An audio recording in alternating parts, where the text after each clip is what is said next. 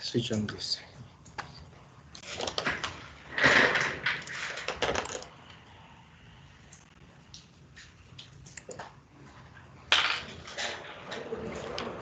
Good morning, everyone. It is a joy to have you today for the tax webinar, and Happy New Year to everyone whom we have not met since the year began.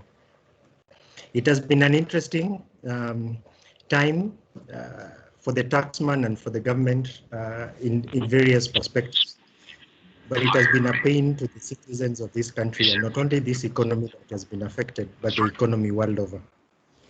I will just want to give you small highlights of what might have happened in the last few months, in totality around 9 months. And I just want to bring to your attention that since April 2020, the government of Kenya, through the Tax Amendment Act, put in place various tax measures just to give cushion to its citizens, the so-called Wanjikos of this country, and to cushion businesses against the effects of COVID-19. COVID-19 brought in about what we have always said to be the new norm. But is the new norm sustainable? The measures were mainly intended to boost the business cash flows, citizen disposal income. That was very clear because at one time you are earning a better net salary than what will happen from this month. My colleague will be able to share with you that. And also trying to safeguard, the government was trying to safeguard the number of people who are employed.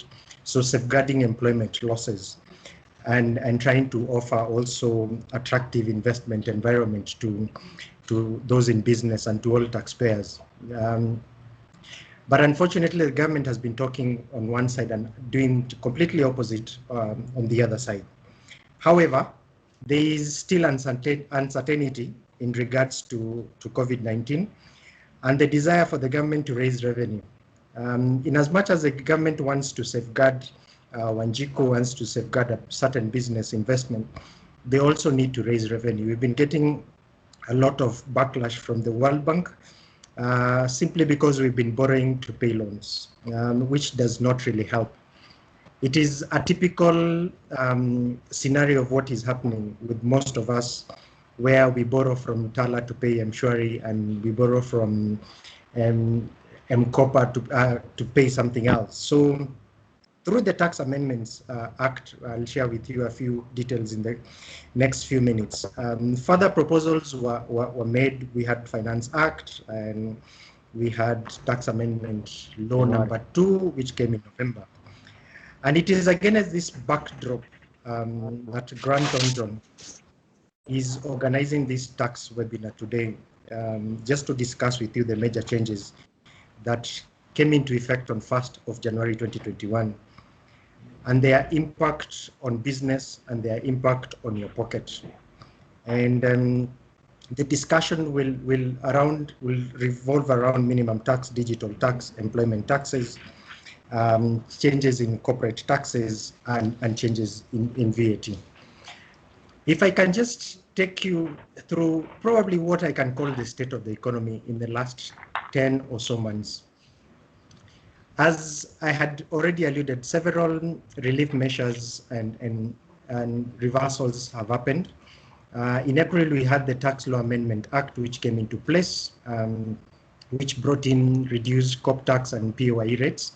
Finance Act came calling at the end of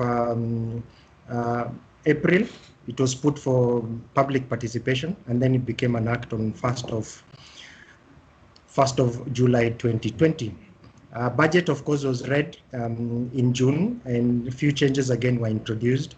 And then towards the end of the year, the Tax Law Amendment Act number 2 was sneaked in.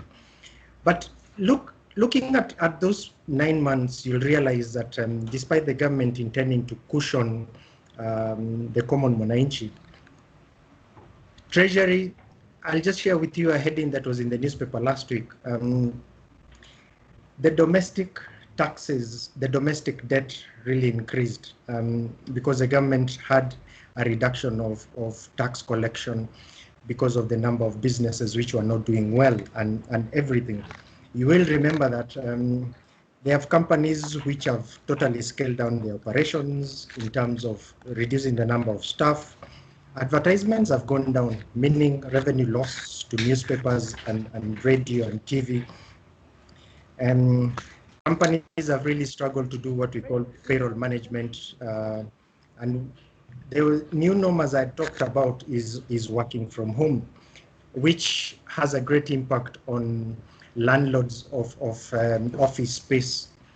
We have also seen people moving from the mid-level income earners moving from certain estates, especially in Nairobi, to a lower rent-paying estates just to manage their finances. So, but unfortunately, with the kids being around for some time, the budgets in our homes have really increased.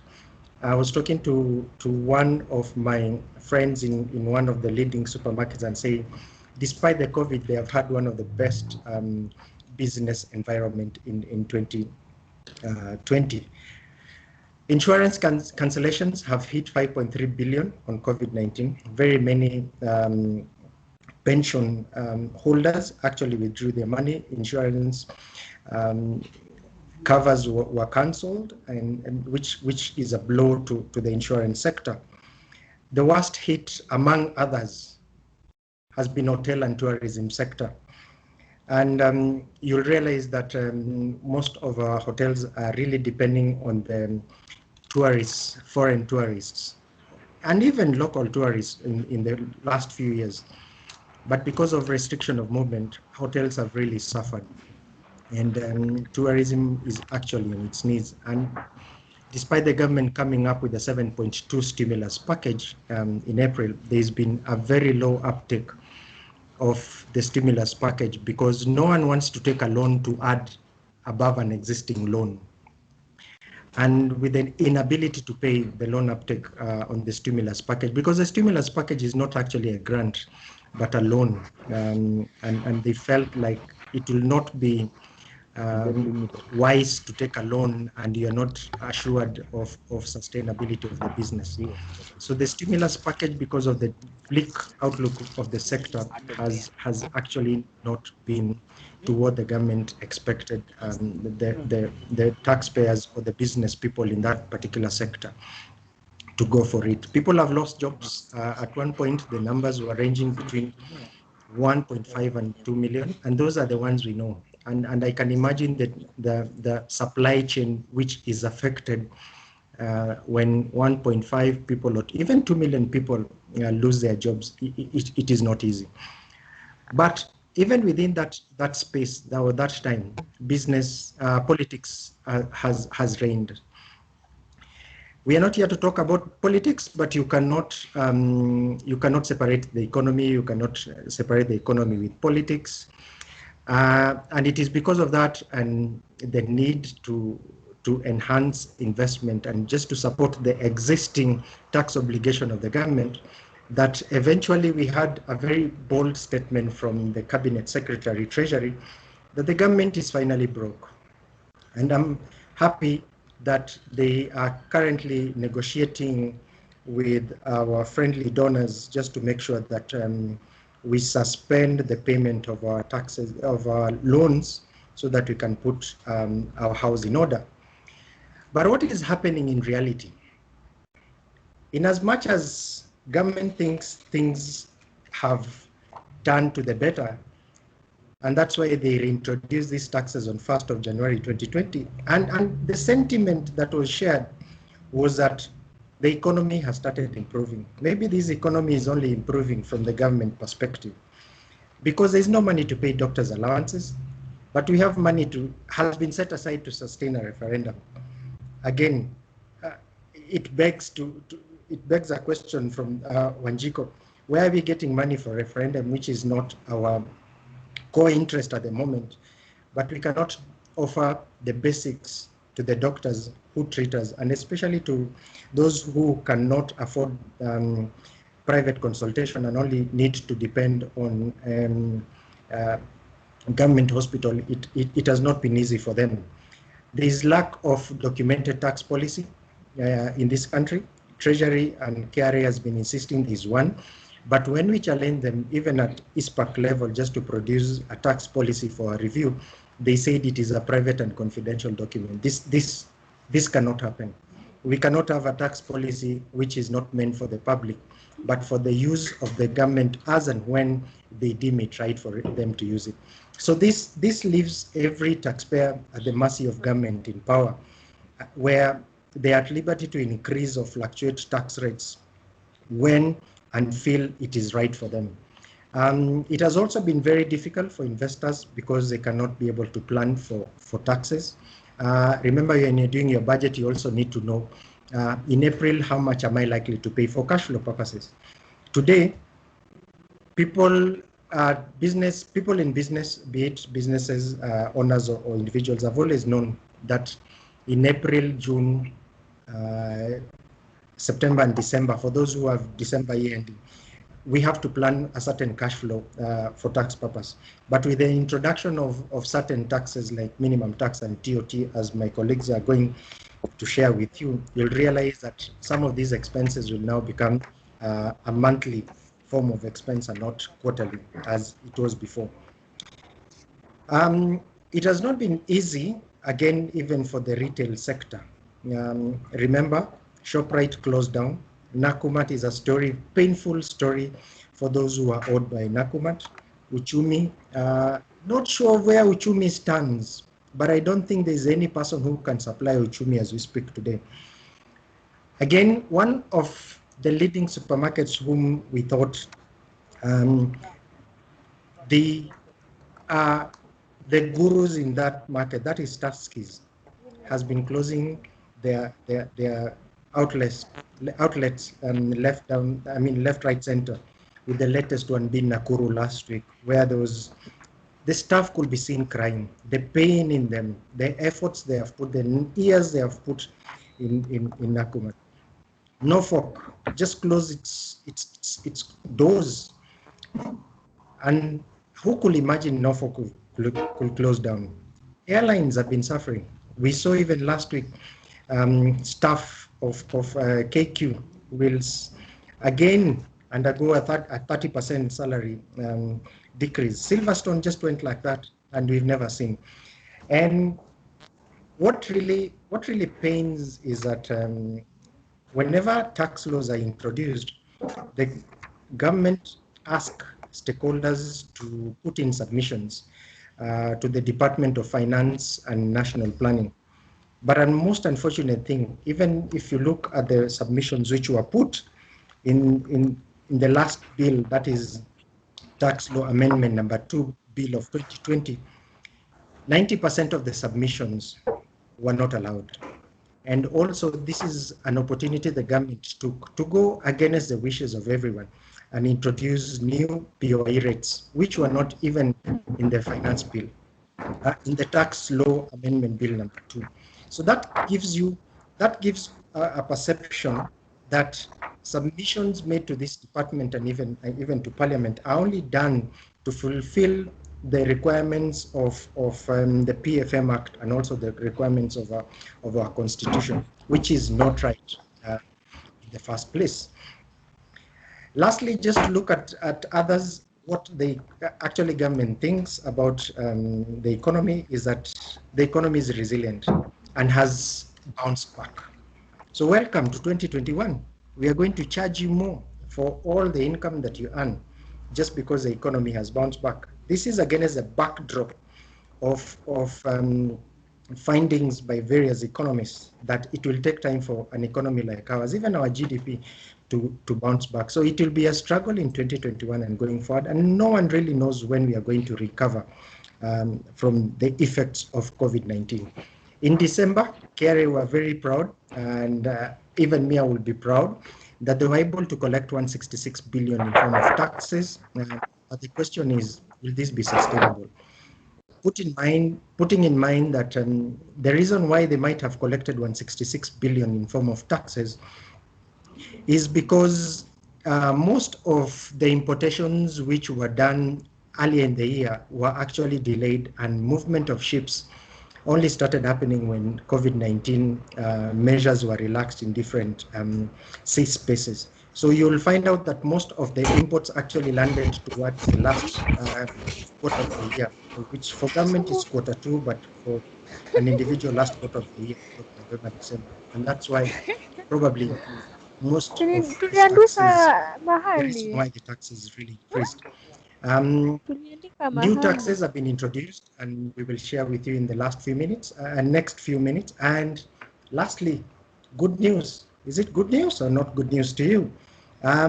To the sons and daughters of Wanjiko, it's good news because 2,000 opportunities have been opened to KRA, and KRA is actually recruiting 2,000 additional staff to boost surveillance. This means there'll be more surveillance or compliance audits to be done in the next next few coming years, and we look forward to working in harmony with the Revenue Authority. As I finish, our president last week in a live telecast said that the country is actually losing 2 billion shillings a day. And at times I wonder, even if you take your calculator where you are seated and try and calculate in 52 weeks, we have 5 days. Just take 5 days, assume no one steals anything on Saturday and Sunday, because Saturday is when SDA goes to church, and Sunday is when most of us Christians go to church. Even the other religions go to temple on Sunday. Assume no one steals. So Kenyans only steal between Monday and Friday. So we steal 10 billion in 1 week, and we steal around 520 billion if my mathematics off my head is correct. But where is this money coming from? This most likely is a money that is not declared, and that tells you this country is not poor. And Kenyans, is not that we do not like paying taxes. I've said this before. It is because we do not see the work of the taxes which we pay. Probably, if you live in Nairobi, you might have seen the express highway that is coming in. That is a loan you are going to pay for the next 27 years. This country, our level of borrowing is still increasing, and it is only, we need to reach a level whereby we just pray that we'll have level-headed men in Treasury who can really help us to take this economy forward. And my only challenge to them probably is for them to think about Wanjiko and not to think about themselves, because most of the things that are done currently in this country only relates to who can benefit now and not who can benefit in future. In the next slide, or the next presenter coming on, there'll be two presenters. That is Marianne Kamau, who will be talking to us about DST. But before Marianne comes, there is Kalis Kamondo, who will be taking over from me, and just to make sure that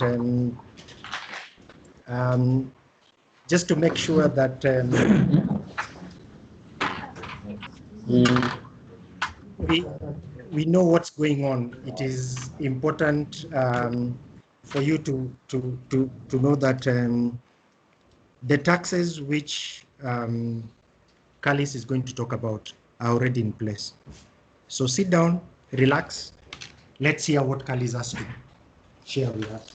Thank you.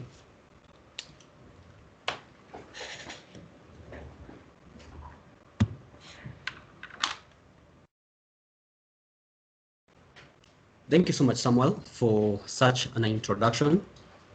And I know most of us are asking ourselves then, if that is the status of the economy, is it that things are getting worse or will things get better? But amidst that, we realize that it's the high time that we step back and analyze ourselves. We take a tour within our companies and our institutions to ensure that in each and everything that we do, we are compliant as far as everything is concerned. So despite the status of the economy, despite people stealing money or losing money, we must remain compliant because the law cuts on both ends. So in this broadcast, this webinar, we are going to take you through the tax developments in Kenya, but this will be more of technical of what is happening in our world today or in the sector today.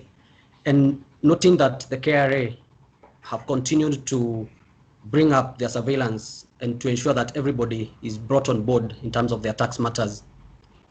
So as Samuel alluded to, there was the introduction of the Finance Act 2020, which brought about so many changes. And among them, in the Income Tax Act, we saw the introduction of the Digital Service Tax under the Section 12. There was the introduction of minimum tax, which is 1% of your gross turnover under Section 12 as well.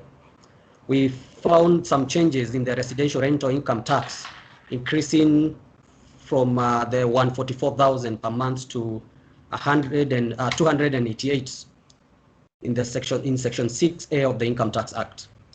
Additionally, through the Finance Act 2020, we found some changes that were made, deleting some deductions that initially were allowable for tax purposes. So what will happen is that these expenses that the companies will incur for their businesses will no longer be allowed for tax purposes. Again, under Section 22C, we saw the deletion of the provisions that related to home ownership services plan and savings plan. And what you can remember is that sometimes back in 2018 or 2019, we found the introduction of the home ownership savings plan, where employers and the employees were supposed to contribute to this particular registered plan. But that particular provision never took up because there were so many administration changes that or maybe the government or the KRA had not taken into consideration when they were implementing this. And so this year through the, last year through the Finance Act, we saw the home ownership savings plan provision deleted from the Income Tax Act. Then we saw some changes in Section 34 where it defined or it gave a clarity on in terms of the rate of taxes that should be applicable for DST, that is Digital Service Tax, as well as minimum tax. So we'll continue to discuss this in the next slides and in detail so that we can be able to understand them in detail. Then additionally, most of us enjoyed some reliefs that came through the COVID relief measures that the president announced in the month of March, which came through in the month of April. So we saw some allowances that, or some taxes reducing from our paycheck. But something else that now came along through the Finance Act 2020 is removing income from employment paid to people who are below the income tax bands or in the lowest tax band. So initially what would happen is that anybody who was in the lowest tax band would enjoy some benefits in form of bonuses, in terms of overtime, in terms of retirement benefits, and these particular bonuses or allowances were not taxed on them. But through the Act now we are seeing this particular item coming into play effective January this year. So additionally, initially there were some suggestions through the income tax bill to tax pension paid to people who are retiring, which was not a welcome note, noting that everybody have, or many people will have contributed towards this pension and they look forward to enjoying these tax-free payments once they attain their retirement age.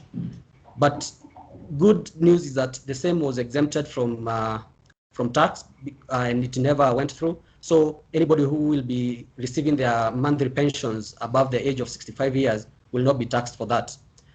Again, we saw the introduction of the rate from 1% for minimum tax and 5% for digital service tax. So what were the changes in the Excise Duty Act? Initially, before the introduction of the Finance Act, we saw that the Cabinet Secretary for Treasury or the Commissioner for Domestic Taxes would amend the excise duty rate to adjust that because of any inflation adjustments or changes in the economy. But effective January this year, the Commissioner must seek approval from the CS of the National Treasury for them to adjust the excise duty rate. Again, effective July this year, helicopters, aeroplanes, which are overladen weight not exceeding 2,000, will no longer be exempted from tax. Neither will tractors other than those that are that are tractors for semi-trailers, they will no longer be exempted from VAT. So meaning that the VAT for these particular services or these particular items will be imposed on them at 16%. Again, we got the services. People used to hire helicopters. Maybe we are foreseeing come 2022, there'll be elections and people and maybe the politicians will be hiring helicopters to ferry them to wherever they want to go for their campaigns. That particular service initially was exempted from VAT, but come July 2020, the services that are or hiring of helicopters will no longer be exempted from VAT.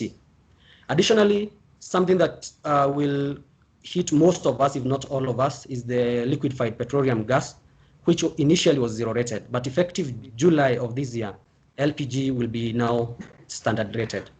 So few changes again in the Tax Procedures Act. We found that the KRA over the periods have been conducting what we call the tax audits. And in this particular tax audits is that a taxpayer would be assessed against their incomes that they have declared over the period. What you'll notice that in Kenya, we have the self-assessment for the different taxes that we are registered for the tax obligations.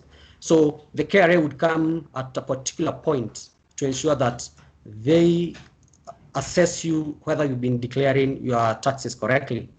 But we have seen a shift in terms of how the KRA will be conducting this, either because of their plans or their strategic plan, where they've introduced the Voluntary Disclosure Program under the Section 37B of the Tax Procedures Act. So taxpayers will be asked to disclose voluntarily of their past inconsistencies, and these particular people will enjoy different incentives at 100% for the first year, that is 2021, 50% for the second year, and 25% for the third year. We'll discuss the Voluntary Disclosure Program in the next slides. Again, with the introduction of this digital service tax, as Marianne Kamau will take us through later after me, is that the KRA was looking forward to appoint digital service tax agents for them to collect taxes on behalf of these particular providers. And Marianne will share with us more in terms of DST.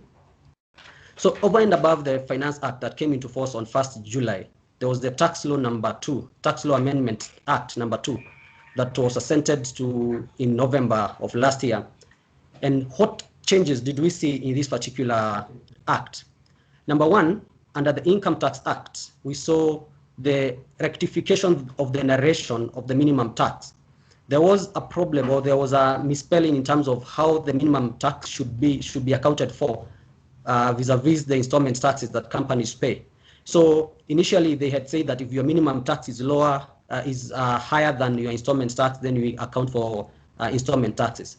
But with the introduction through the Tax Law Amendment number 2, this clarification came along, where now you only pay minimum tax if it is higher than the installment taxes. Again, we saw some changes in terms of the rate of tax for employment income, which effective 1st January 2021, all the measures that had been given, or the incentives that came about because of the COVID relief measures announced by the government, by the president, will revert back to how it was. So we are expecting an almost 5% decline or increase in terms of the taxes that you are going to pay, which we shall see in the next slides. In terms of VAT, we saw a relief for the manufacturers who will be providing supplies which are taxable to official aided projects. So initially, the manufacturers were not able to claim the input tax incurred therein, because supplies of official aided projects are exempt, are not chargeable to VAT, or they're exempt from VAT. So which was a cost to them, because this VAT incurred needs to be expensed. But upon approval by or application to the Cabinet Secretary and approval of the same, the manufacturers will be able to claim this particular credit that has been incurred. So about this tax webinar, what will be our main focus areas? And I know this is where most of you will be interested in, because questions have been, what is minimum tax? How is it applicable? How, from what point, or how do I come up with it? How do I calculate my minimum tax as far as I'm concerned? or is it applicable to everybody who are exempted from minimum tax? So you're going to see that. We are going to dwell that in details. We also have turnover tax. The question that always comes is it a substitute of income tax or corporate income tax for companies who are earning below or who have income between 1 million and 50 million? So we're going to see that in detail. Additionally, some of the changes we've seen also touching on corporate income tax, where Samuel said we had a reduction of the CIT rate from 30% to 25%. Now we've seen that reverting back to 30%. Again, we had a public notice from the KRA saying the rates, how to apply the 25% rate as far as your accounting period is concerned, and how the 30% rate will come into force. So we'll dwell into that in details, as well as the VDP, as I had mentioned. And finally, Marianne will take you through the digital service tax. So on to minimum tax. So what is minimum tax, and who is responsible for paying minimum tax, and why did the KRA or the government introduce the minimum tax? So this was highly to bring on board most of the taxpayers because they say that some companies have been in perpetual losses, tax losses, either because of their business model or probably because of allowances or anything, yet they have been using infrastructure that the government is employing. So the question will be, by the introduction of the minimum tax, is it that we are bringing on board these particular persons or these particular companies into this particular threshold of taxation? So the people who will be responsible for paying minimum tax, which will be at 1% of your gross turnover, will be persons who are not exempt as per the Income Tax Act. Then income that is not chargeable to tax under Section 5, that is employment. Section 6, which is residential rental income tax. 12C, the 8th schedule, which is and the 9th schedule, which is extractive industries.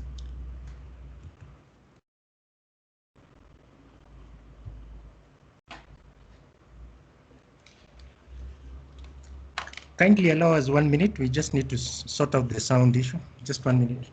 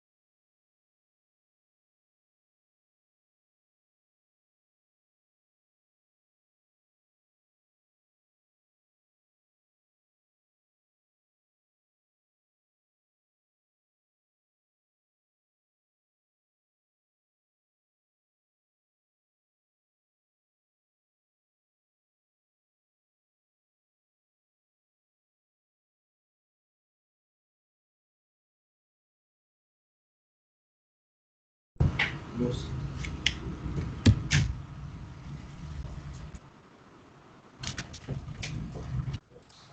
could try, or you.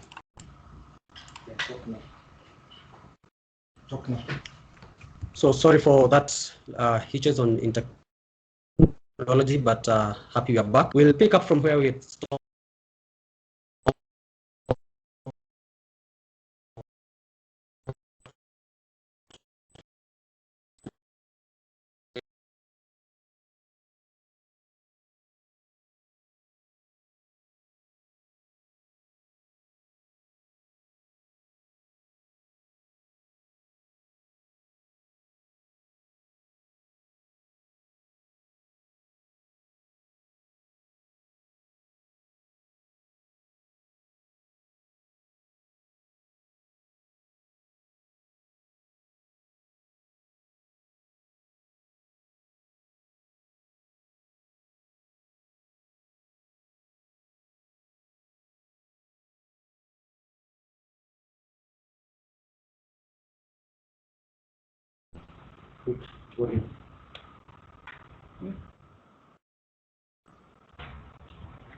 Sorry for that hitch again. Welcome back. We'll go back to where we had left before the fluctuations. We are talking about minimum tax, and the question that was coming up is who will be paying, or who will be the person who is responsible for paying minimum tax. And as earlier said, minimum tax will be at 1% of your gross turnover, and it will be paid for persons who are not exempt from income tax as per the Income Tax Act. Again, minimum tax will not be chargeable to tax under Section 5, which is employment income. You have Section 6, which is residential rental income. We have the 8th schedule, and then we also have the 9th schedule, which is the extractive industries. The reason for this probably is because this particular sectors of the economy, or maybe people who are in this particular sector, are taxed on a different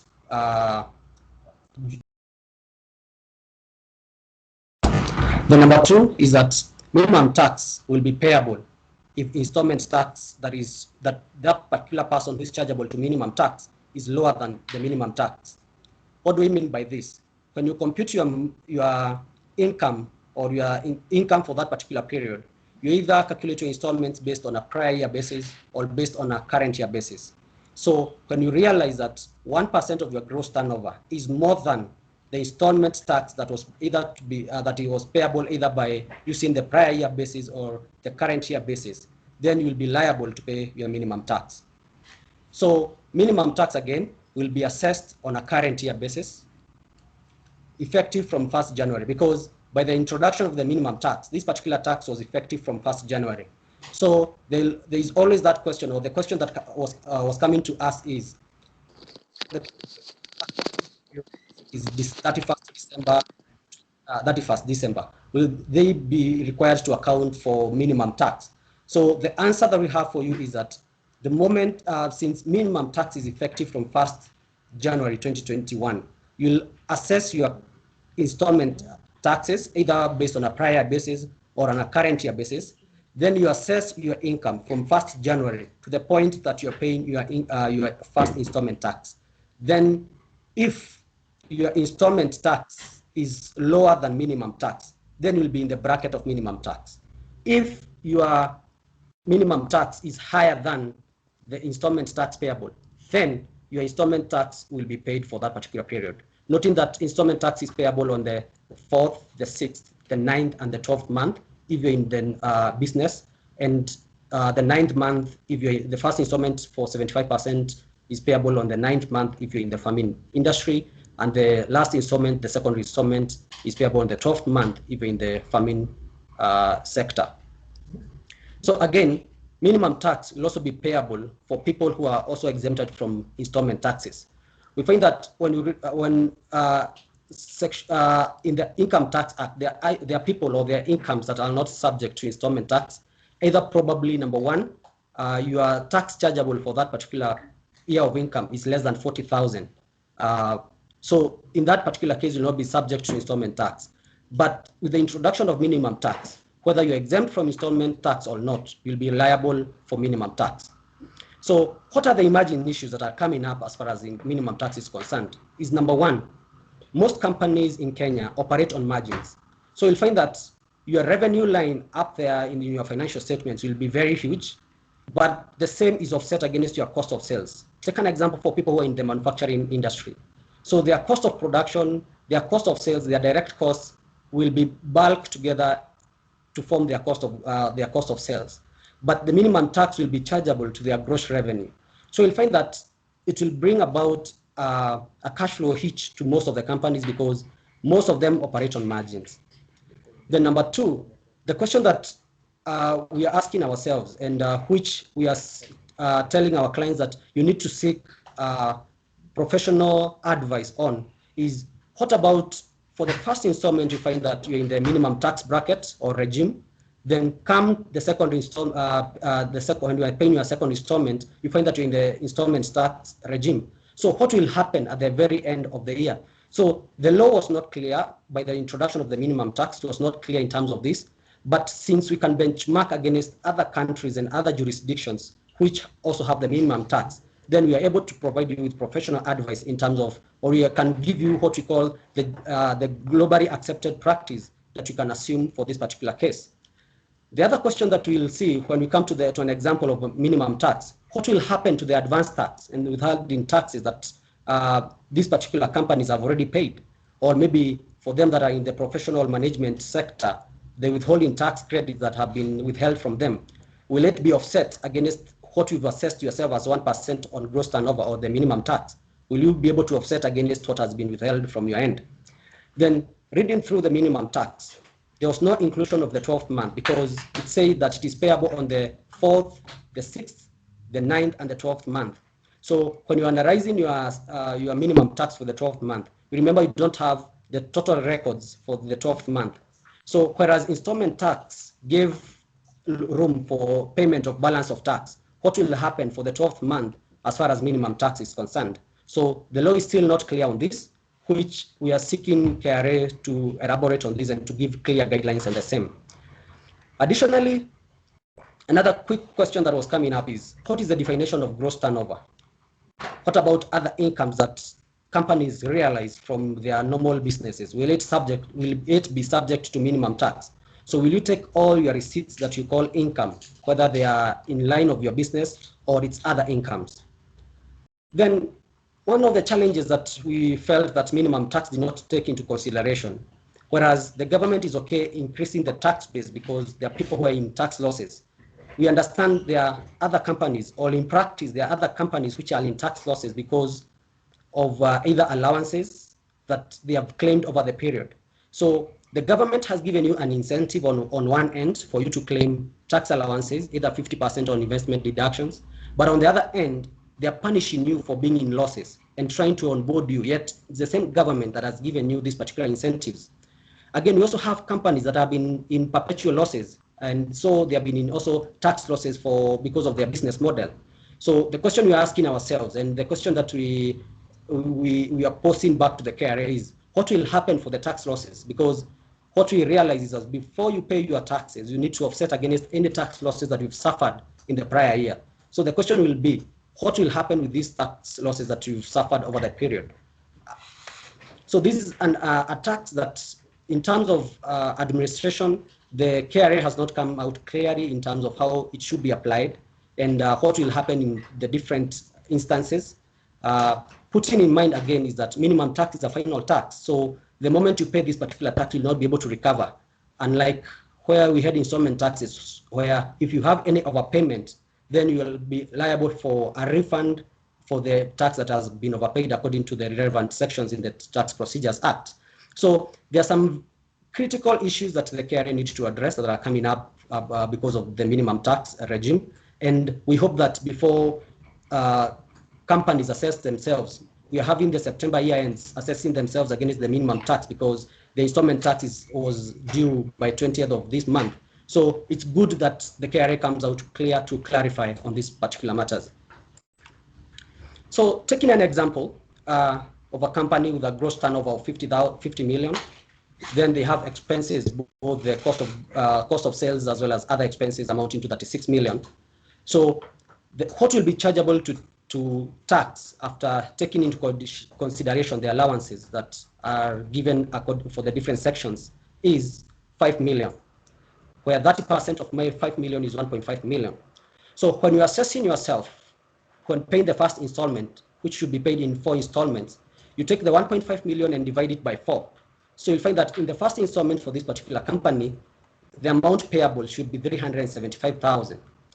On the other end, with me, and I'm going to look at a married filing joint taxpayer.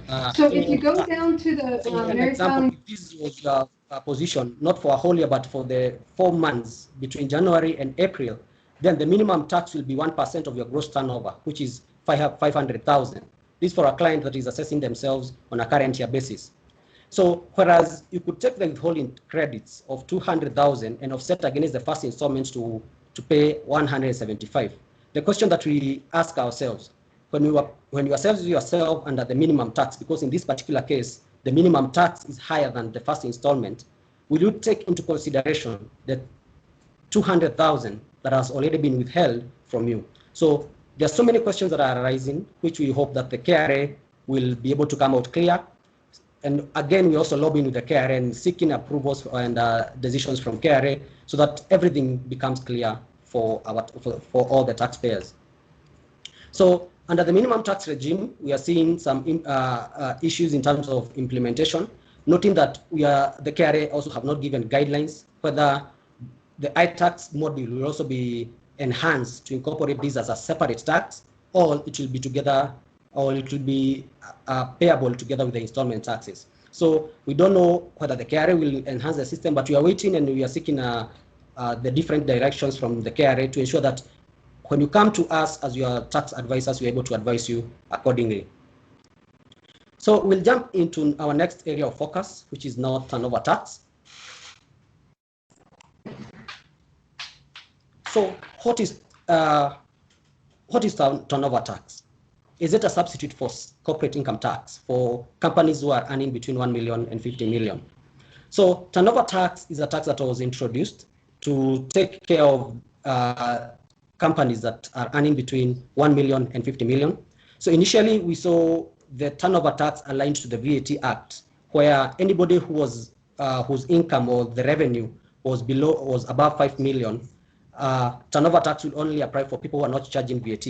But with the expansion of the bracket from 1 million to 50 million, we are finding an instance where anybody who is under turnover tax will have to account both for turnover tax at 1% of their gross monthly sales and also account for VAT at 16%. So turnover tax, when you're in the turnover tax regime, then you're not liable for corporate income tax. The best thing that has happened over the few periods is that the KRA has enhanced the iTax portal such that the moment you register for the enhancement is that you are able now to register for turnover tax, and the moment you register for turnover tax, then the corporate income tax obligation is freezed on your iTax platform. So for turnover tax, unlike for corporate income tax, expenses that you incur for your business are not deductible. This is because turnover tax is payable at 1% of your gross monthly sales. So any expenses you incur, whether direct or indirect, are not deductible for turnover tax. So you just take your gross monthly sales, you multiply by 1%, and you account that to the KRA. And this is due on the 20th of the next month together with the VAT returns.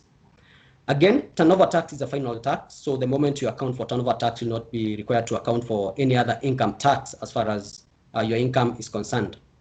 So what are the emerging issues that we are seeing in the turnover tax? And the question that we want to ask ourselves is that, is it a cheaper option for companies who are earning between 1 million and 50 million in terms, or their turnover is between 1 million and 50 million shillings? Because if you're in the corporate income tax bracket, then 1% minimum tax is applicable or installment taxes are applicable.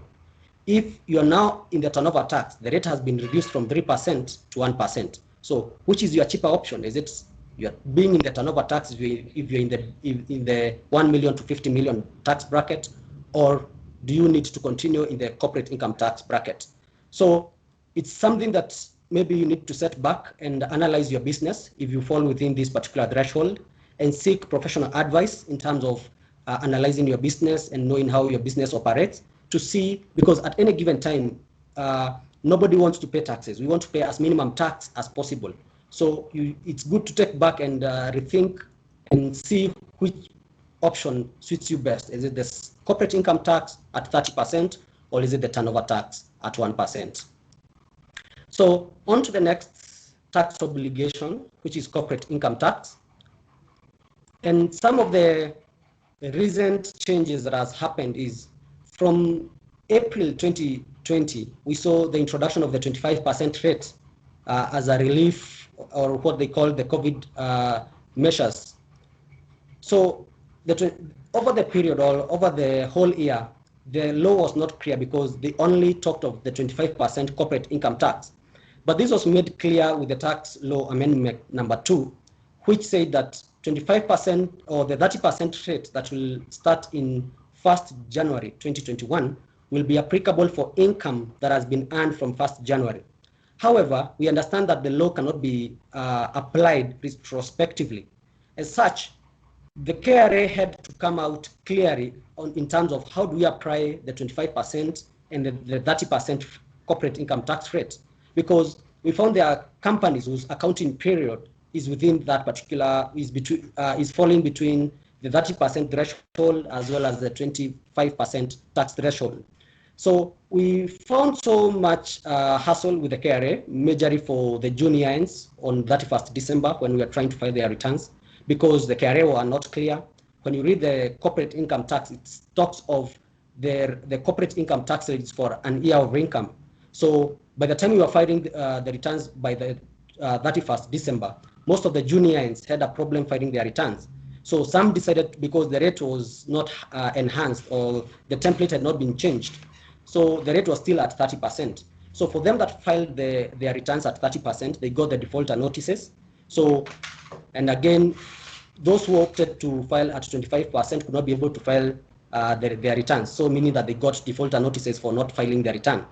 So the KRA came out clearly by giving a public notice, and the directions were that for the year ends that ended 31st March 2020, the previous corporate income tax rate of 30% was applicable for them. And for them whose accounting period is between 1st April 2020 and 31st December 2020, the applicable tax rate was to be 25% and was 25%. However, most of them have either filed a return at 30%, so they'll either need to file an amended return once the system is enhanced, because up to date, the system is yet to be enhanced. So what happens now, effective January 2021? So for any income that will be generated from 1st January 2021, the income tax rate will be 25%. And any income that is generated on or before, for any income that is generated on or after the 1st January 2021 will be at 30%, but any income generated prior to 1st January 2021, then the rate will be 25%.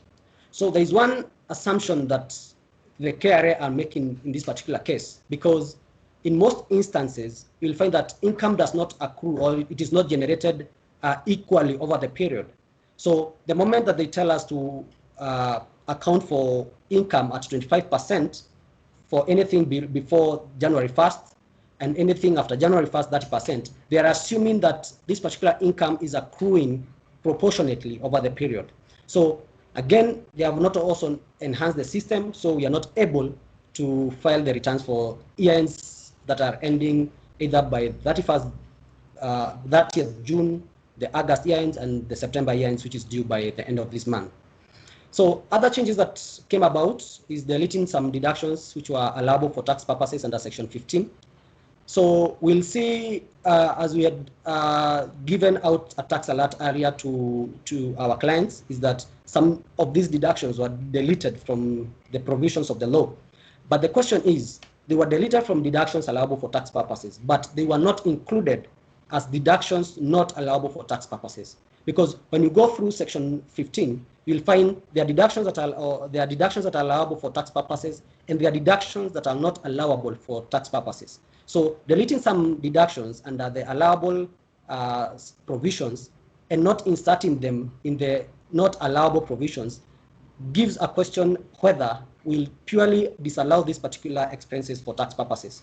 However, it's good to note that any expense that you claim for your tax purposes must be wholly and exclusively used or incurred in the generation of the income that you declared.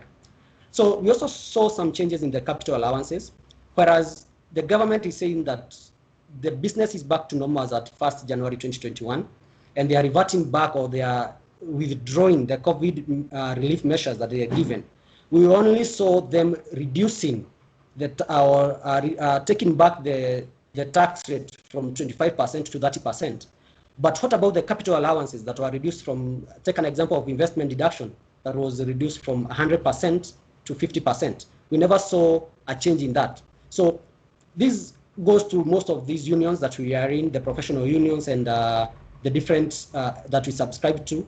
Maybe they can lobby, and we can assist in lobbying this to the government, that since you have restated back the rate at 30%, then you also need to consider restating back these capital allowances back to 100%.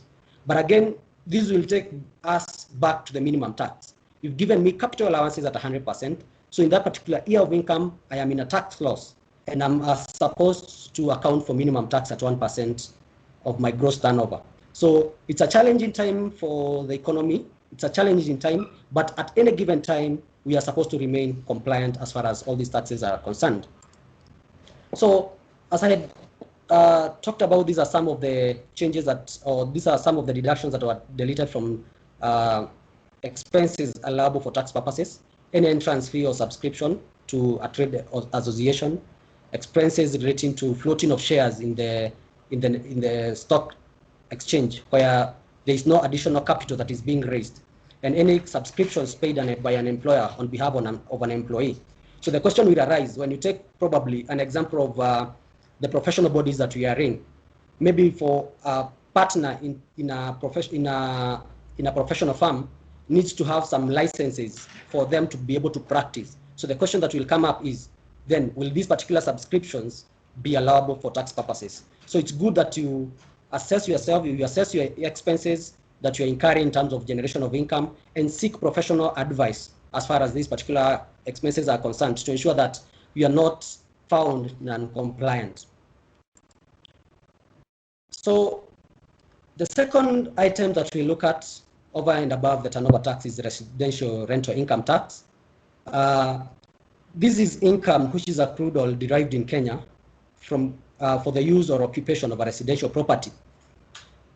People who are supposed to account, or who are responsible for accounting for residential rental income, is people who are generating income between the threshold of 288,000 per month to 15 million per annum. Sorry, not per month, but per annum. And they are supposed to account these at the rate of 10% on a monthly basis. So we had seen the KRA earlier on trying to expand this band by attempting to map residential properties to bring more taxpayers on board. Because the question that will come over is, does my landlord, whom I pay rent to, do they account for the taxes? Yet I am accounting for my taxes that I'm generating from my employment income.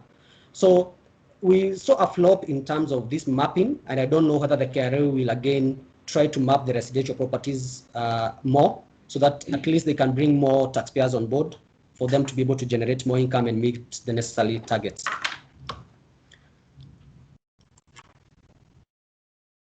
On to pay as you earn. We saw, as I had earlier mentioned, we saw that other income for employees in the lowest tax bands was exempted from pay as you earn, but currently that provision has been deleted. And again, we have seen the exemption of monthly pension granted to persons who is 65 years of age and above. This is alignment with the retirement age. And finally, we have the change of tax rates for both employment income and pension, because going by the relief measures that were announced last year, we found the maximum, the highest tax band being taxed at 25%, but now we have seen it being reversed back to 30%. So what are the emerging issues that we are seeing in this particular field is that, number one, when you try to file your returns, you are not able to file the returns because part of your credits are not reflecting on iTax. And maybe at the end of the session, someone will be able to highlight to us what the KRA are planning to do as far as this is concerned, because these particular returns are due for filing by the 30th. A backlash with the employees trying to file their returns. So what will happen since these particular credits are not on your iTax portal? Then the other question is it the opportune time for the reversals noting the status of the economy? Samuel alluded to the fact that things are not back to normal, but the government is assuming we are post-COVID time. But yet, these are the time that we are seeing so many things happening. We are seeing salary cuts. We are seeing people reverting back to going back to their from town and going back to their rural areas to try some other businesses because probably they have been rendered jobless. We have seen an increase in terms of job opportunities not being so much common in the market today. So we are seeing so many people losing their employments in the market today. So is it the opportune time for the reversals of these measures? So it's a call for even the bodies that and the unions that we subscribe to lobby for at least a more favorable tax rates for the normal mwananchi, so that we don't suffer. At the same time, the VAT rate is back to 16%.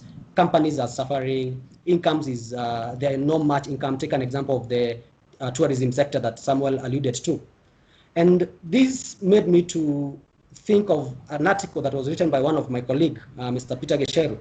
Is the taxman pushing the patient from the ICU to a rocky farm with a spoiled djembe for cultivation and expect the same desired results? So, because the KRA is looking to meet their targets as far as revenue collection is concerned, we're also looking at the KRA trying to expand their tax base to tax more, to get more taxes from the normal mwananchi. But yet, when we look at the normal mwananchi, there's no more income or other incomes for themselves. When you look at the employment income, the tax rate has gone up by almost 5%. But when you look at their income, probably others have been are jobless, others there is salary cut or salary deductions, but yet the KRA is expecting to yield the same from these same people. So an outlook or a high-level view of how your salary will be affected. So if your salary was around 100,000 prior COVID-19 measures, you could pay as you earn of around 22,000, and with a take home of 77,000.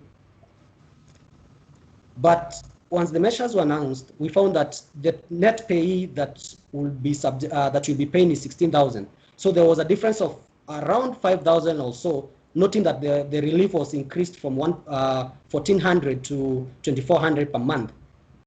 But with the reversals of these measures, we are finding that though they have retained the relief at 2,400, the net payee will be reverted back to 22,000. So there'll be almost a 5% increase in terms of the taxes you pay as you earn. But the question that will come again is, noting the effects of COVID and noting the effects that businesses are facing today, will there be a 5% increase in terms of the income that you are generating from your employment or any other employment that you get? Or maybe will you be able to cover up this particular 5% increase in terms of the rates of tax with other incomes that you are generating, noting that the business is not as usual as the Ministry of Health continues to say. So we really need to sit back and see how best we can support the economy, whereas we are looking forward to remaining compliant, and we must remain compliant because, again, if you are not compliant, the KRA will come knocking at your door. So irrespective of the sector, irrespective of the status of the country or the economy, we must remain compliant. So expect a huge change in terms of the money that you are receiving. So you'll revert back. So it's the high time that you tighten yourself, readjust your budgets so that you are not caught by surprise. So the next item that we'll discuss, which will be my final presentation before I welcome Marianne, will be the Voluntary Disclosure Program that came about from 1st July 2020 through the Finance Act 2020.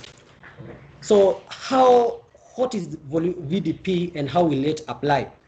So over the years, as I had talked about, is that the KRA has been conducting KRA audits, because the Kenyan tax system is a system of self-assessment. You assess yourself, you pay the relevant taxes. But the KRA will come either over a period of 5 years and do a spot check in your books and see, have you been assessing yourself correctly? So over the years, we have seen KRA audits taking longer, and maybe after an assessment, the KRA will give you an assessment together with penalties and the interest. And most taxpayers always pay the principal tax and say they will apply for waiver for penalties and interest. So the KRA, so they are not realizing so much of revenue, or is it a way of KRA trying to enhance tax compliance and ensure that the regime of self-assessment continues? So through the voluntary, that's why through the Finance Act 2020, they brought about the Voluntary Tax Program.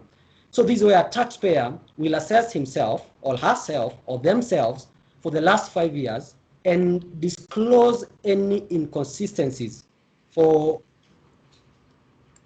they will disclose any inconsistencies as far as their tax matters is concerned. And through the Finance Act 2020, we will find that if you disclose this information to the KRA in the first year, which is now the year 2021 when the program starts running, then you'll be able to enjoy an 100% waiver of the penalties and interest which would accrue in case the KRA came for an audit. If you disclose this information, you assess yourself and disclose this information in the second year of the program, which is now the year 2022, you'll be able to enjoy a 50%. You'll be able to enjoy a 50% incentive on the waiver of penalties and interest. Should you decide to declare this in your third year, that is the year 2023, then you'll only be able to enjoy 25%. So if you don't do that within the 3 years threshold that has been provided for in the law, then you'll not be able to enjoy anything. So it's something that we are seeking clarity from the KRA, because as we shall see in the next slides, there are some recent developments that are coming that we are seeing the KRA giving notices to clients or to taxpayers who have ongoing audits, or the KRA had given notices of audits, of KRA audits, and these particular audits are not taken off, or they are still in their preliminary stages. So we've seen the KRA sharing notices, and I know most of our clients and most of you have received these notices that if you would wish to be enrolled in the VDP program, then you write back to them within a period of 60 days for you to be able to enjoy that. But the question is, that being the case for the ongoing audits, what about for them that are not under audit but would wish to be enrolled in the VDP program? So the KRA is yet to give a guidance on how you need to enroll in the VDP program. But what we've seen over the period, the KRA have been migrating from the manual way of doing things into iTax. So if you are seeking for your tax refunds, then you should apply that in the iTax portal. If you are doing an objection, you no longer do the manual objections that you used to do. You need to apply that on iTax. So we are looking forward to the system enhancement to ensure that taxpayers are able to apply to be enrolled in the VDP program. But it is critical to note that when moment you enroll in the VDP program, you need to analyze and you need to ensure that you are able to go back 5 years and assess yourself and provide all necessary information to the KRA to ensure that you enjoy on these particular remissions, either 100% in the first year, 50% for the second year, and 25% in the third year. So how will Grant Thornton, or what are we telling our clients this morning? You need to seek professional advice as far as these particular taxes are concerned. Either call it minimum tax to ensure that you are compliant and you don't just apply it, but you apply it correctly. Either you want to move from the corporate income tax regime to the turnover tax regime, then you need to seek your professional advice. Again, if you want to enroll yourself in the VDP program, you need also to seek advice, because you need to go back 5 years and assess yourself. Are there tax implications? as, is there anything that is affecting me? Is there anything that I need to disclose to the authorities so that I can be able to enjoy 100% remission? Noting that, should you not disclose all the information, then the KRA or the commissioner will come and assess you in terms of that, and you'll lose out on these particular remissions, because the VDP program and whatever you make application to the KRA must be approved by the commissioner. So should the commissioner feel there's some information that has been left out, and they come for an audit and find that still there are some things that you have not disclosed, then you'll be able to lose out on these remissions. So we are calling on taxpayers to onboard professional experts in terms of tax experts in terms of their affairs, to ensure that number one, they remain compliant, and number two, that they enjoy their 100% remission, and number three, they look at instances where they can be able to save on these particular taxes. So I think this will bring a close to my presentation, because the next presentation will be taxing the digital economy, which my colleague Marianne will be taking you through. And we encourage, if you have any questions, please, you can drop them on the chat. You can share them with Samuel on email or Kunal on email. So welcome for the next.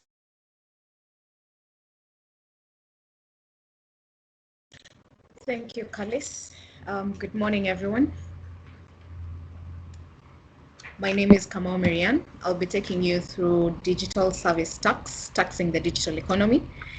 I will endeavor to take a maximum of 15 minutes so that we leave ample time for the Q&A. If you have any questions, please drop them in the comment section, and we'll be happy to address them in the Q&A session. And as we get started, I had seen a question, someone asking to whom do we address the queries. Just drop them on the comment section, or you can send to the email addresses that were provided once you were registering. That is samuel.mwaura@ke.gt.com or kunal.admira@ke.gt.com. So delving into digital service tax, last week KRA caused quite the stir when they declared that influencers are now going to be required to pay digital service tax. There were varied reactions. Most people felt that government is taxing everything, they want to milk us dry. And while all these sentiments are not misplaced, it's important to note that Parliament does not legislate in a vacuum. There has to be sound reason behind government, not just Kenya, but the world over. Why are governments paying attention to what is going on in their digital space? There are three reasons, primarily. We have, just a minute as I...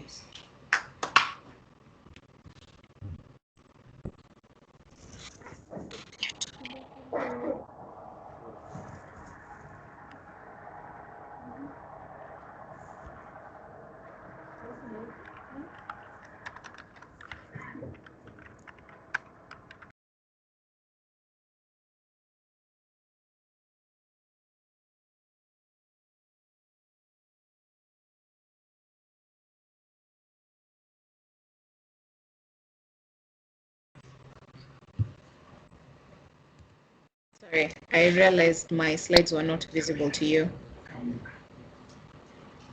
So as I was saying, KRA caused a stir online when they declared that influencers are now going to be required to pay DST.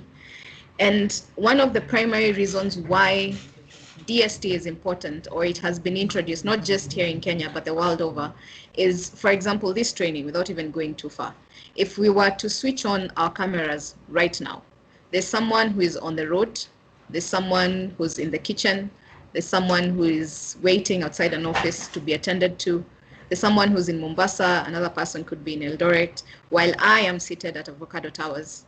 And I'm able to reach each and every one of you from wherever you are without being physically in the same geographical region or in the same room. So that the internet came to strip the traditional borders that we had of transactions.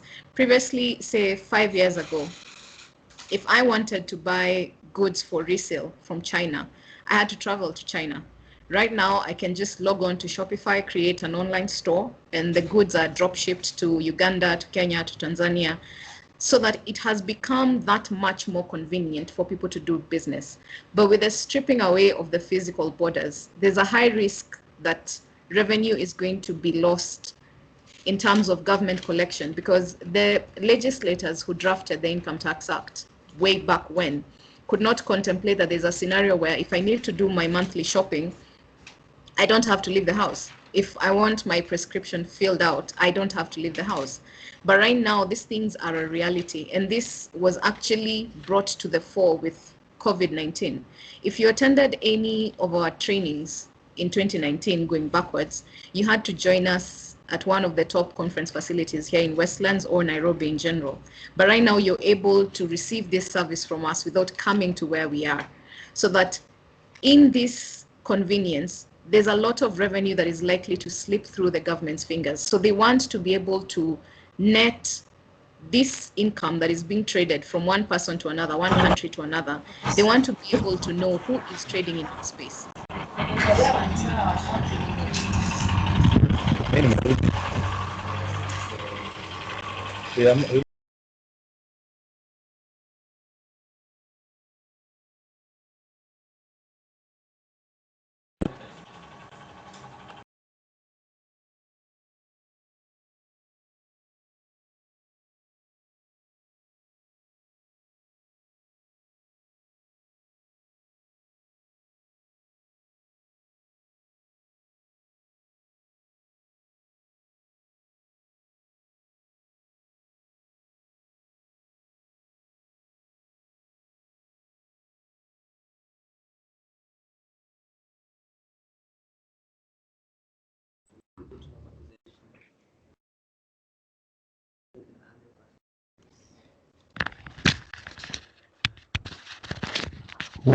We're having challenges with connectivity since the road started being constructed around our place.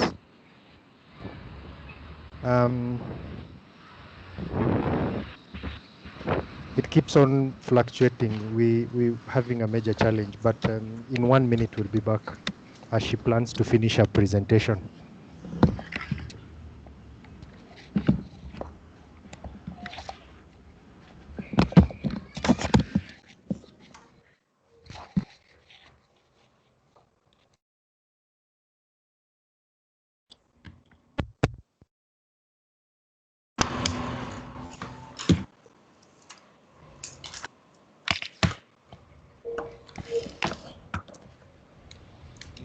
If someone could kindly confirm if you can hear me.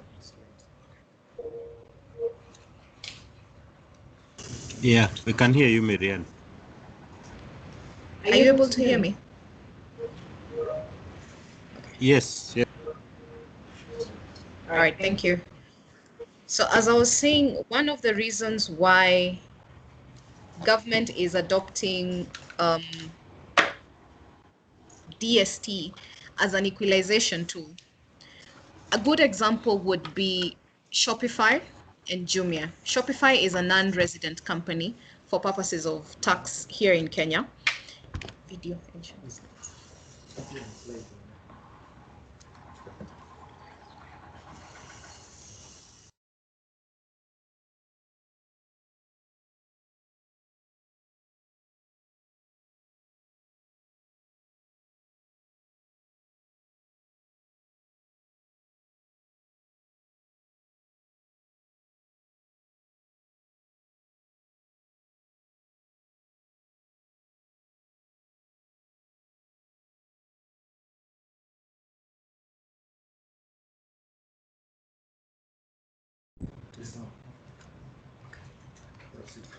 Apologies once again. With convenience comes technicalities, but it's been sorted out.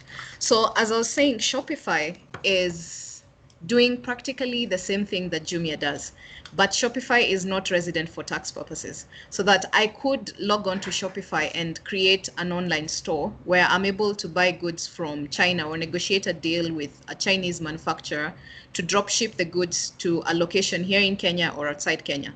Well, Jumia, on the other hand, has negotiated a similar agreement with, say, Carrefour, where Carrefour is able to have an online store where they showcase their merchandise. People are able to shop and they pay taxes, in the sense that the commission that Carrefour pays to Jumia is considered its income for tax purposes.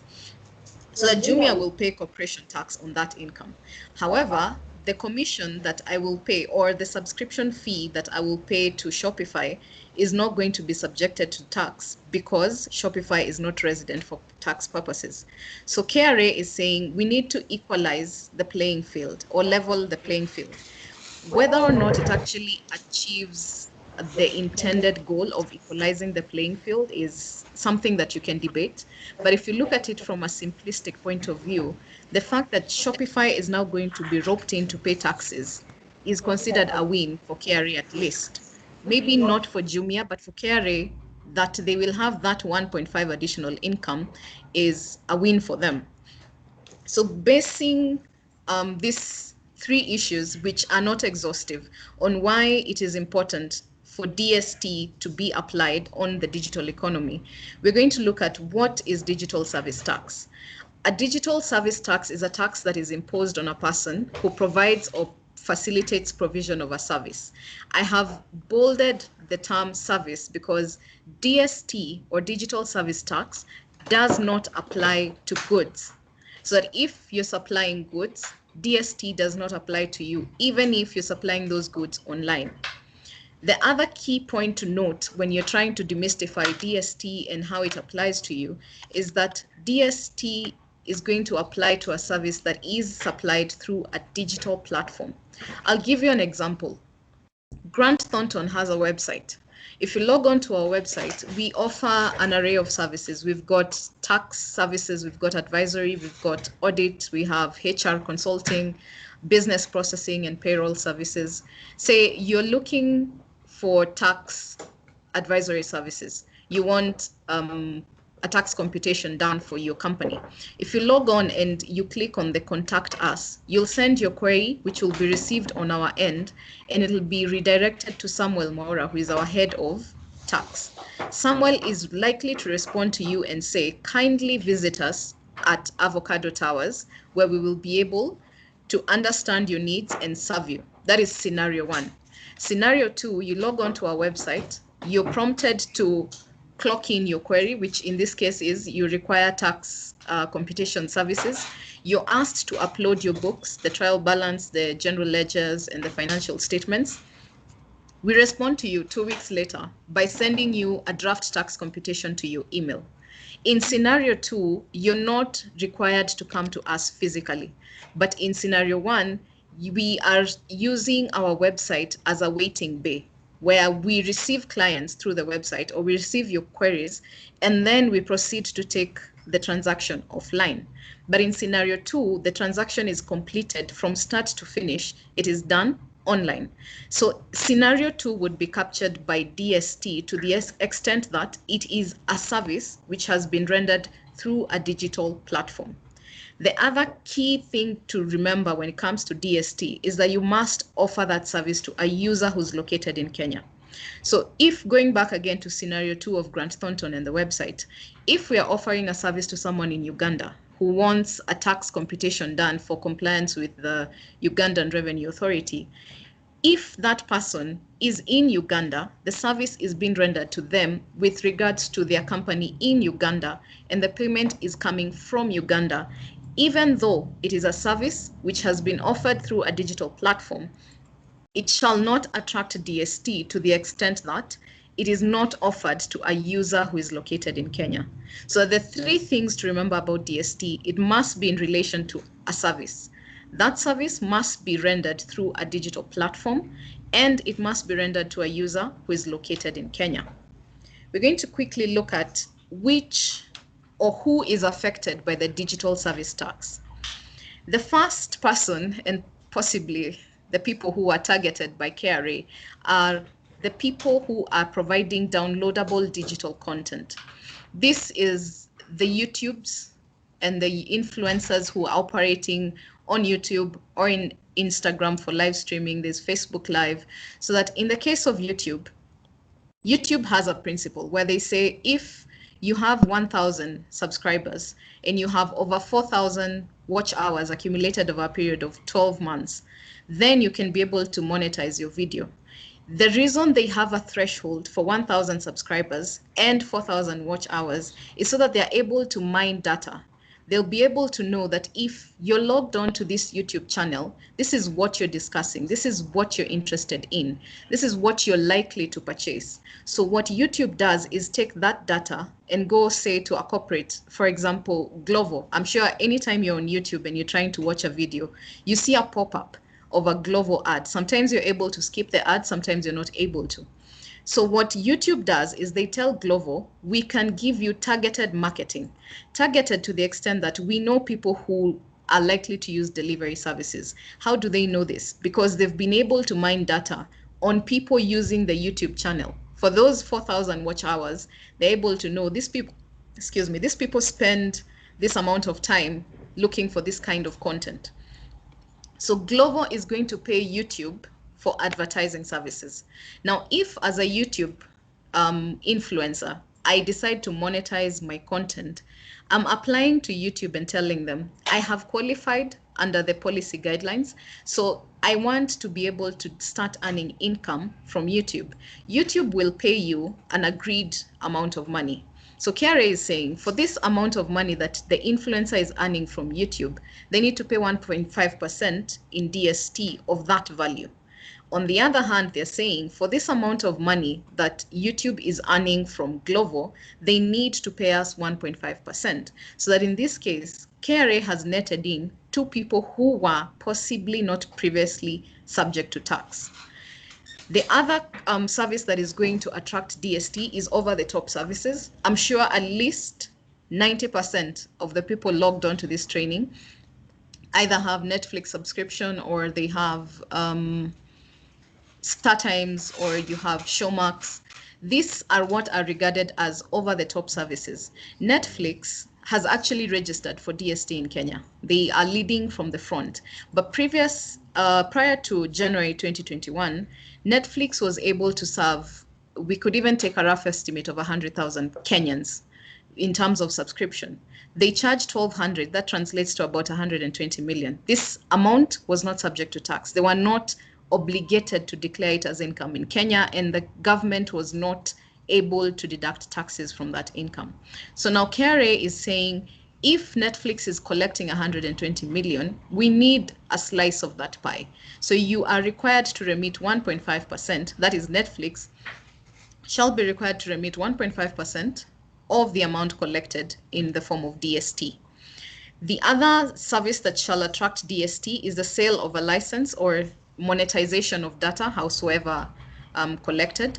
We have recently had people abuzz discussing WhatsApp and the exchange of terms and conditions of operation. The primary reason why WhatsApp wants to change their terms is so that they can be able to allow their core related entity, Facebook, to mine data on WhatsApp users. Currently, I could have a Facebook account where I'm not active. I simply log on, scroll through, see what people are about, but I don't comment, I don't put up any post. So that Facebook is not able to determine what does Marianne like? What is she likely to purchase? What services is she looking for? But with this change in the terms and conditions for WhatsApp, Facebook will be able to mine data on my WhatsApp content. So that if I am in 5 WhatsApp groups where we discuss cars or we discuss buying shoes or whatever business that we're able to discuss, Facebook is able to collect that information about me. So when I log on to Facebook, they will start showing me things that I discuss. I'll start seeing adverts on cars for sale or on bags for sale. What Facebook then does is take this data and give it to, for example, KCB. They say Marianne has been discussing business. She is likely to take out a loan, so that whenever I log on to Facebook, I will be seeing KCB loans, and it's not by coincidence. It's because Facebook has indirectly monetized the data that they collected from WhatsApp. So KRA is saying, if you monetize this data, in this case by targeted advertising, then we require you to pay 1.5% of the income that you earn from KCB based on the data that you collected on Marianne, who is a user located here in Kenya. The other service that is going to attract DST is the provision of a digital marketplace.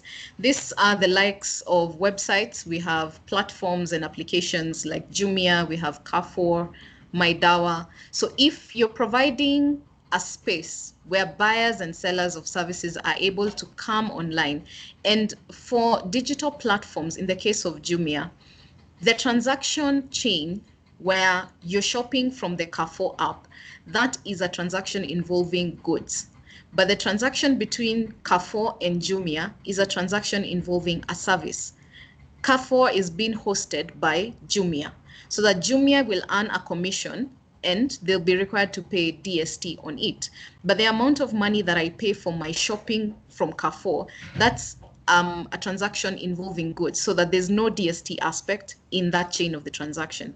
So it's very important to be able to identify the transaction chain and to be able to identify at what point are goods being offered and at what point is a service being offered. The other service that shall attract DST is subscription-based media. We have seen Nation Media Group transition from nation.co.ke to Nation Africa. They are now more or less a digital company and not the traditional media house that they were before. They have subscription. If you want to access a newspaper, you're simply required to pay, I believe, 20 shillings, if I'm not wrong, where you pay the subscription fee and you are able to receive the newspaper in your device. Now, this subscription fee works in two ways. They're able to determine what Marianne is interested in terms of her reading online. They can be able to use that data collected to target companies or corporates for targeted advertising. On the other hand, they are able to still collect their subscription fee and generate revenue. So KRA is saying if you're going to offer a subscription-based media, then you need to pay 1.5% of that income.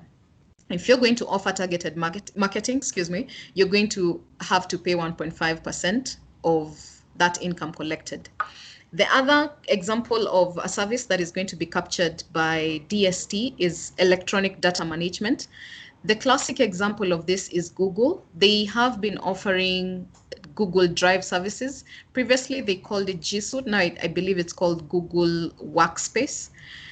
What this does is if as a business you want to be able to archive or to save your documents, you can do so by purchasing a plan off of Google where you upload and the information is stored on cloud. Another example is even on your mobile device. If you're using iPhone, you'll at some point be told that your storage is almost full, so you need to upgrade to a subscription-based cloud service. KRA is now targeting that subscription fee that you pay to Google or you pay to iPhone or whatever cloud service provider that you're paying to. Provided the payment is coming from a user located in Kenya, then KRA wants a slice of that payment. The other service is online ticketing. We have various online ticketing services. We have Kenya Buzz. If you're looking to purchase, say, a movie ticket to IMAX, you'll be able to do so by logging on to Kenya Buzz. What Kenya Buzz does is they have an agreement with, say, IMAX, where IMAX tells them for every ticket that you sell, we'll give you a commission. So that transaction is going to attract DST to the extent that the commission is being paid for a service for us to host and to advertise the movies that you're showing. Then KRA says at least 1.5% of this income needs to be declared and remitted to us as DST. Search engine services, this is similarly Google. Google is perhaps one of the major companies which have influenced governments around the world to introduce DST or to pay attention to DST. If you do a quick search on digital service tax on a global scale, you're likely to come across the term GAFA. That is Google, Apple, Facebook, and Amazon. These are large tech companies that have been mining data the world over and being able to utilize that data in targeted advertising or in services that they offer. So that now governments are narrowing down and saying, as long as you're operating in our digital space and as long as you're deriving income from users who are in our space, then you're required to pay taxes on them. The other service, and perhaps the most controversial, is online learning and pre-recorded media. With the advent of COVID-19, majority of schools have had to transition quickly onto the online space. Now, whenever you're offering an online learning tool or even a training, for example, this training would ordinarily be subject to DST, but we're going to see in the next slide that there are some exemptions to services which, although they are captured under the DST regulations, they're going to be exempted because they're taxable under a different set of legislation. But primarily, online learning is going to be attracting DST, whether or not you're doing it via live training such as this, or if you're doing it via pre-recorded media or downloadable content. Provided you're offering any platform for online learning, you're going to be required to pay DST. Finally, KRA puts the blanket application for any other service. So whatever other service that you offer, provided that you're offering it through a digital platform and you're offering it to a user located in Kenya, that service shall attract DST at 1.5%. The next slide, we're going to look at who is exempted from DST. As I mentioned, there are certain services that are going to be exempt from DST. These are services that are subject to withholding tax under Section 35 of the Income Tax Act. These are professional and management fees. For example, this training, if this was a chargeable training, the income that we would collect from this training would be subject to withholding tax. That means it will not be subjected to both withholding tax and DST. So that if you have a service where you charge withholding tax on it, then it shall not be subject to DST. The other service that's going to be exempted, is expressly exempted under the regulations, is services that are offered by licensed financial institutions. This is whether they are facilitating payments or they are facilitating lending or trading, provided the institution that is offering that service has been licensed by the relevant authority to offer such services. The third service that is going to be exempted is online services that are provided by the government.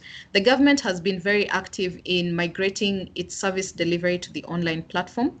We have eCitizen, where you can access an array of government services. So whatever fee that they charge, they normally have a facilitation fee. For example, if you're registering a business name, they'll charge you a convenience fee. If you're registering a company, that fee shall not be subject to DST because it is being provided by a government institution. And finally, the other income that shall not be subject to DST is income that is subject to tax under Section 9(2). This is communication by non-resident companies, whether via video or text messaging or telecommunication services. The reason this is exempt is because it also falls under Section 35 under withholding tax exemption. So how does DST affect you as a taxpayer? As a resident person, you shall be required to deduct and remit 1.5% of the gross transaction value. The gross transaction value does not include VAT. So when you're computing 1.5%, you take the gross, which does not include VAT, and then you shall be required to register for the DST obligation on iTax. This has been rolled out. If you go to your iTax portal, you'll be able to add an obligation similar to how you add your VAT obligation. So there's a portal, a space that allows you to add the DST obligation. This is to enable you file your monthly returns on iTax. We shall see that this shall be filed on the 20th of each month, after which the amount is deducted. For non-residents, they shall be required to deduct and remit an equal amount of 1.5% of the gross transaction value. Non-resident persons are not tax resident to the extent that they are not registered for tax here in Kenya. So they shall now be required to register under a simplified tax regime, which allows them to have a KRA PIN for purposes of declaring and remitting DST. In the event that a non-resident does not wish to be registered, they can appoint a local tax representative who shall be in charge of collecting and remitting the tax to KRA and filing the return on iTax. Equally, this shall be filed on the 20th day of each successful month. So how do you determine that you have offered a service to a user who's located in Kenya. If I access your service from a terminal which is located in Kenya, a terminal could be my mobile device, could be my laptop, could be any mobile device that I use, even a tablet. If it can be located here in Kenya, then that service shall be deemed to have been rendered to a user who is in Kenya and therefore shall fall under the DST. Where I have made payment using a debit or credit card facility provided by a bank in Kenya, if I am paying you through Equity Bank, and that Equity Bank code is originating from Kenya, then it shall be deemed to have been supplied to a user located here in Kenya. If I am accessing your website or your application through an IP address, this is internet sourced from here, then that service shall be deemed to have been rendered to a person here in Kenya. The fourth and final way in which you're able to determine whether a service has been offered or rendered to a user in Kenya is where I have a billing address or business address here in Kenya. Now, there's a question that arises in this case. What happens if I'm traveling and I acquire an online service from someone outside the country? Will they still be deemed to have been rendered a service to a user in Kenya? Now, in that case, KRA shall look at the place of consumption. If, for example, I hailed a taxi in Dubai, there is no way you can claim that that service was rendered to a user in Kenya, because it is evident that the place of consumption is outside Kenya. So these are the 4 ways which shall be used to determine whether a user is located in Kenya. However, this is subject to discretion and subject to providing proof. Where it is evident that the user was not in fact in Kenya, then there's room, there's wiggle room in as far as KRA is concerned. Finally, when did DST become effective? DST is already effective. It came into effect on 1st January 2021. That means that if you fall under any of the services that I've outlined, then the DST obligation rests squarely upon you. You shall be required to file a return on the 20th day of February 2021, declaring those transactions in January 2021. Now, the return shall be due on the 20th day of each successive month. If you fail to file a return, you shall be subject to the normal penalties under the Tax Procedures Act. So that if you have any transactions or you are unsure of whether or not a transaction is going to attract DST, now is the time to seek clarity so that you ensure that you're not caught out by the 20th February 2021 deadline. I shall be inviting Samuel Maura to take over the Q&A session. If you have any questions, please drop them in the comment section or unmute your mic, and we shall be happy to address them.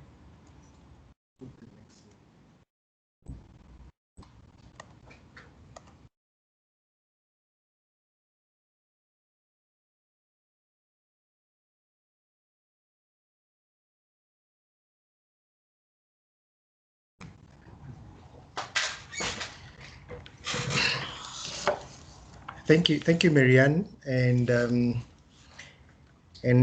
Calix.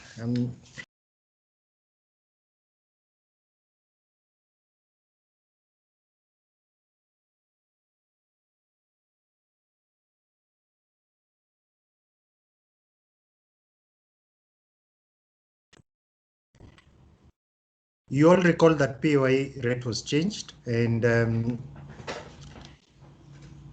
from 30% to 25%, and there has been a hue and cry for anyone who intends to file, for individuals who intend to file the return for 2020.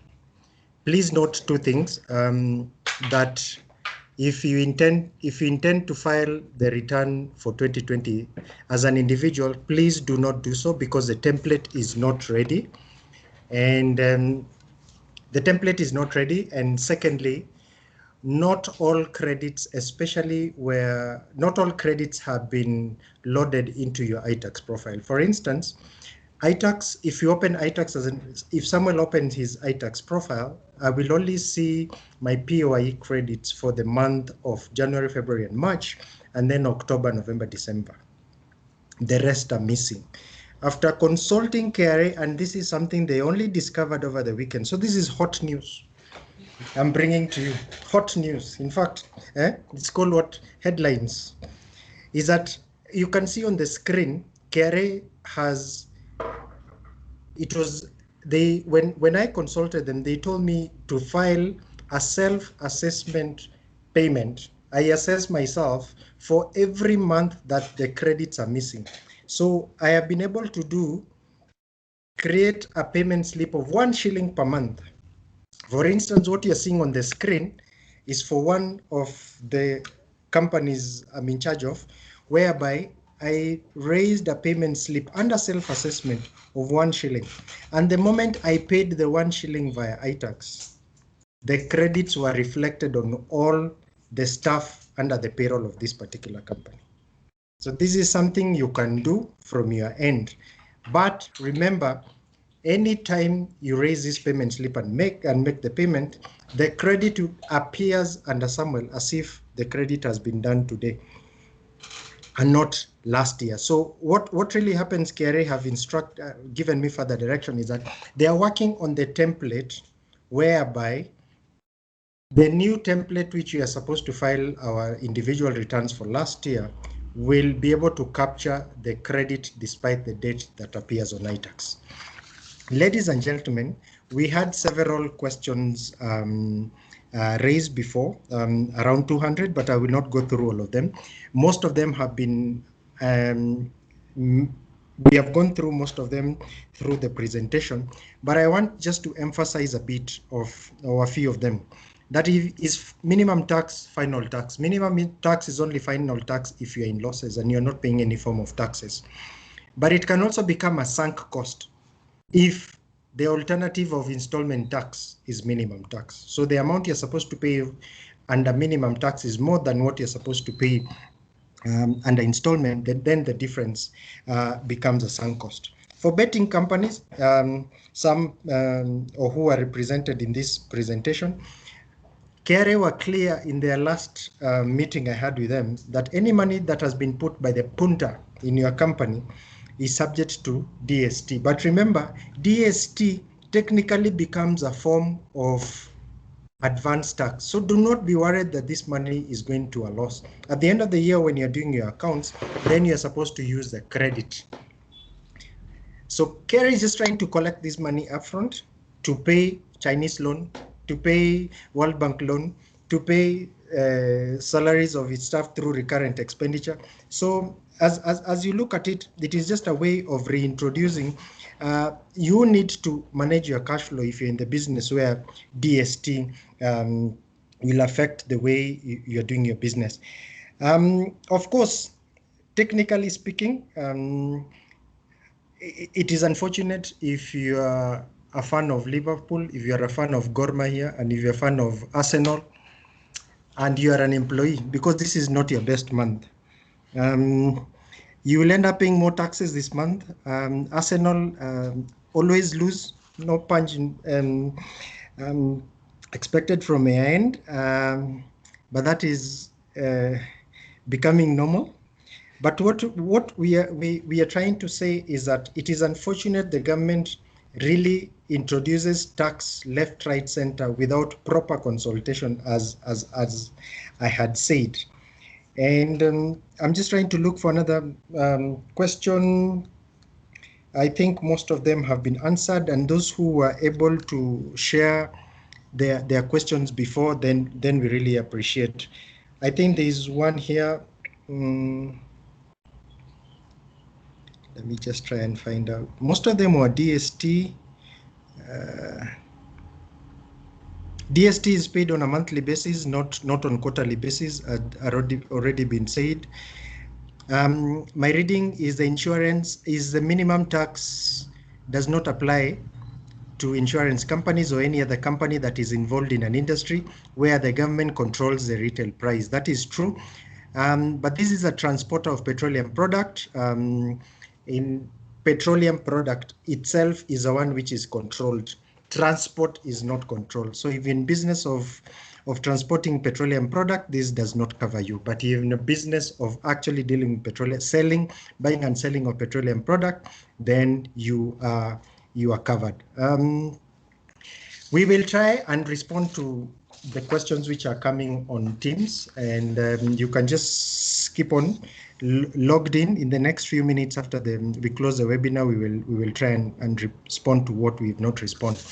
And ladies and gentlemen, at this juncture, I want just to share our appreciation as GT for your time. It is not easy to get for you to spare your time, but we really appreciate that we are able to share quite a lot on what we have discussed today. In February, we will be holding another webinar where we'll be talking much to do with the rulings by tax appeal tribunal and high courts on different businesses and how it will affect tax implication of the business going forward. And on that note, I will want to again say thank you and see you next time. Thank you very much.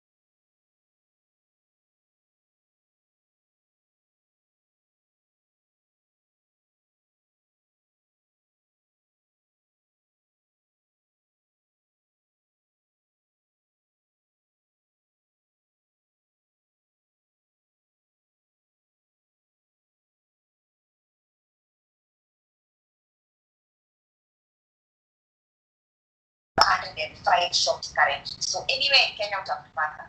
So our agents